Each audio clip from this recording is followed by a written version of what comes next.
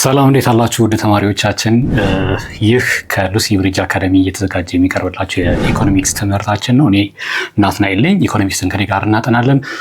የዘጠነኛ ክፍል ኢኮኖሚክስ ትምህርታችንን እንግዲህ ባለፉት ሴሽኖች ጀምረናል። ከዚህ በፊት ሁለት ሴሽኖች ነበሩን። የመጀመሪያው ዩኒት ዋንን ስናጠና ልናውቀው የፈለግነው እውቀት ኦብጀክቲቫችን ለርኒንግ ጎላችን ምንድነው የሚለውን አስቀምጠናል። በሁለተኛው ደግሞ ኢኮኖሚክስ ሚኒንጉን ምንድነው፣ ኢኮኖሚክስ ራሱ ምንድነው የሚለውን ዴፊኒሽኑን ከየት መጣ የሚለውን አይተናል ማለት ነው። ቀጣይ ስንገናኝ ደግሞ ኢኮኖሚክስ ያሉትን ዘርፎች እንነጋገራለን ብያችሁ ነበረ። እነዛ ቪዲዮዎች ያላያችሁ እንድታዩት እመክራለሁ። ዛሬ ደግሞ ብራንች ኦፍ ኢኮኖሚክስ ሁለቱን በደንብ ኢኮኖሚስቶች ኢኮኖሚክስ ዲሲፕሊን ላይ ያሉ ሰዎች የሚስማሙባቸው ሁለቱም ብራንቾች እንግዲህ የምናነጻጸር ይሆናል ማለት ነው። ዛሬ ጎላችን እሱ ነው ማለት ነው።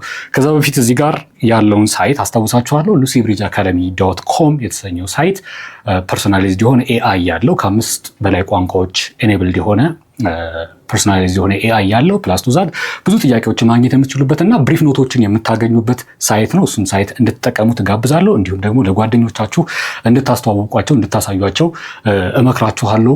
በቀጥታ ወደ ዛሬው ሴሽናችን ስንገባ እንግዲህ ምንድነው የምናገኘው? ብራንች ኦፍ ኢኮኖሚክስ ነው የምናየው ማለት ነው። ብራንች ኦፍ ኢኮኖሚክስ እንግዲህ ቤዝድ ኦን ኤሌመንት ኦፍ አናሊሲስ በሁለት ይከፈላል ብያችሁ ነበረ ሳስቶ በኢንትሮዳክሽን ፓርቱ ላይ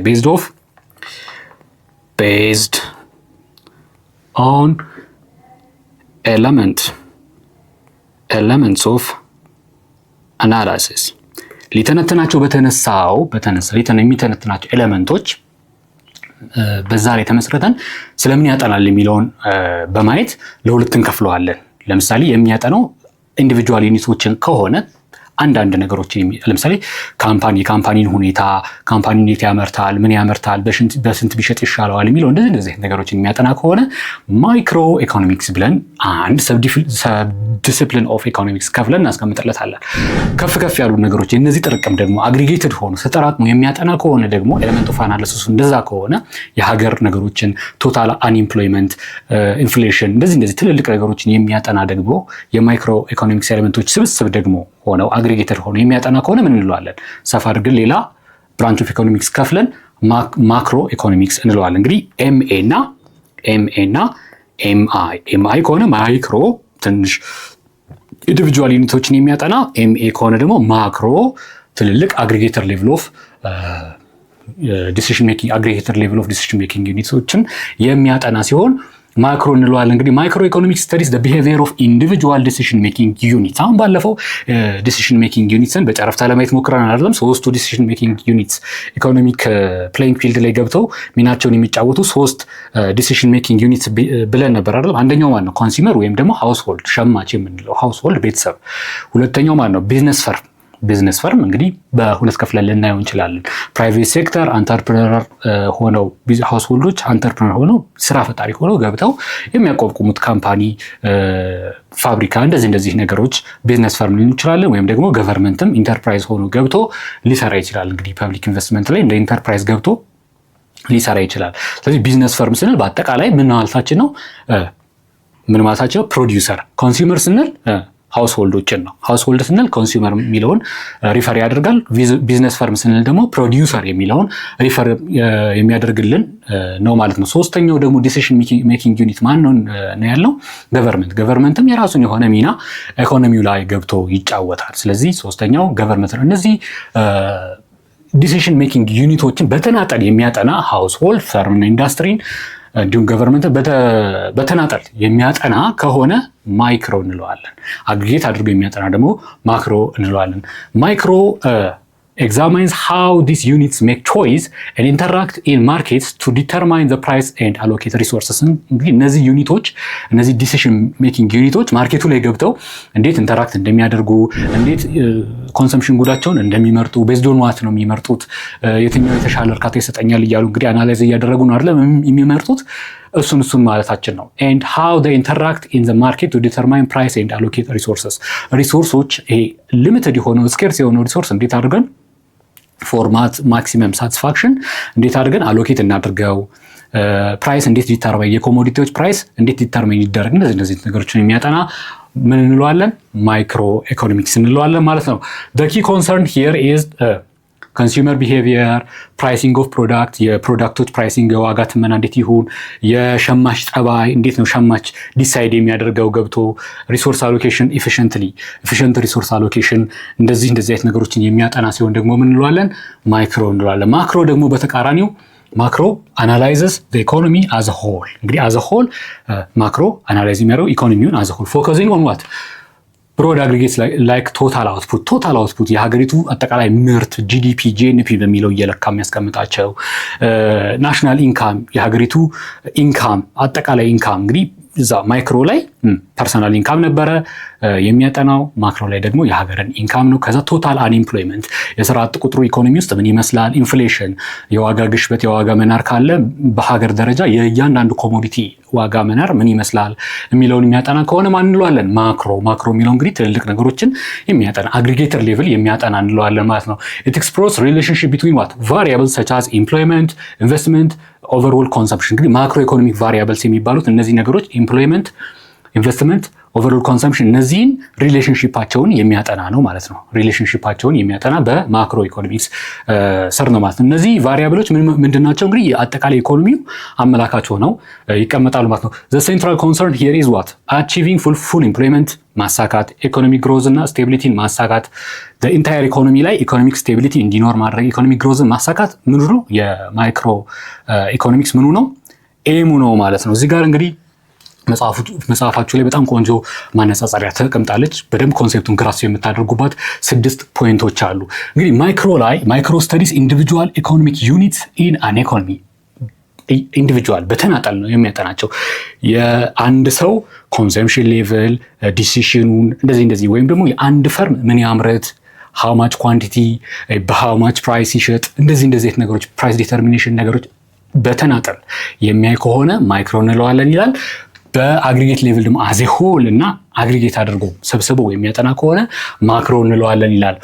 ማይክሮ ዲልስ ዊዝ ኢንካም ፕራይስ አውትፑት ኢትሲ እንደዚህ የመሳሰሉት ነገሮች ዋጋ ላይ ገቢ ላይ አውትፑት ላይ ምርት የግለሰብ የኢንዲቪጁዋሎቹም ላይ የሚያተኩር ሲሆን ማክሮ ግን ናሽናል ኢንካም ላይ ናሽናል አውትፑት ጀነራል ፕራይስ ሌቭል ላይ ነው። እንግዲህ የአንድ ኮሞዲቲ ፕራይስ ሌቭል ላይ ብቻ ሳይሆን ፎከስ የሚያደርገው ምን ላይ ነው ማለት ነው?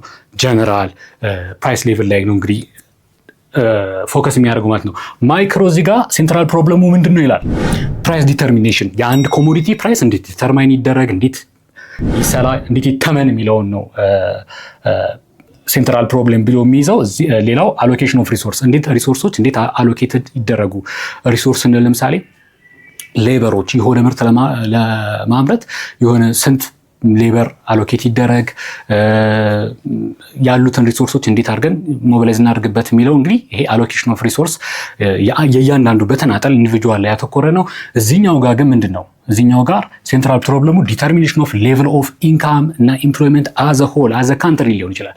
የስራ አጥ ቁጥሩ ምን ያክል ነው፣ እንዴት አድርገን ሞር ኢምፕሎይመንትን እንፍጠር፣ እንደዚህ አይነት ነገሮችን የሚያጠና ኢንካም በሀገር ደረጃ እንዴት ነው የሚለውን የሚያጠና ማክሮ ላይ ያስቀምጧል። አራተኛው ነጥብ ምንድነው? ዘ ሜን ቱል ሂር ኢን ማይክሮ ኢኮኖሚክስ ዘ ሜን ቱል ኢዝ ዲማንድ ሰፕላይ እና ዲማንድ ኢን ሰፕላይ ኦፍ ፓርቲኩላር ኮሞዲቲስ ኤንድ ፋክተርስ የአንድ ተናጠል ፓርቲኩላር ኮሞዲቲ ምንድን ነው?